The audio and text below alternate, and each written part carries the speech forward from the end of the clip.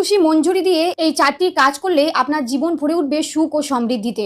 1. শিবকে দুধে তুলসী মঞ্জরি নিবেদন করুন। ভগবান শিব ও পুত্র গণেশকে তুলসী পাতা নিবেদন করা নিষিদ্ধ, তবে শিবকে মঞ্জরি দিতে পারেন। তুলসী মঞ্জরি নিবেদন করলে পারিবারিক সুখ লাভ করবেন ভক্তরা। এছাড়া যদি কোনো ব্যক্তির জীবনে প্রেম না আসে বা বিবাহে বাধা আসে, তাহলে দুধে মঞ্জরি মিশিয়ে শিবকে অভিষেক করা উচিত। 2.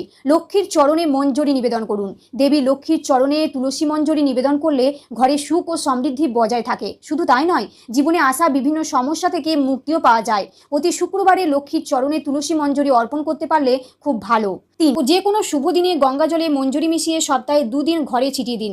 এটি করলে আপনার ঘর থেকে নেতিবাচক শক্তি দূর হবে। 4. লাল কাপড়ে তুলসীর মঞ্জরি বেঁধে রাখুন।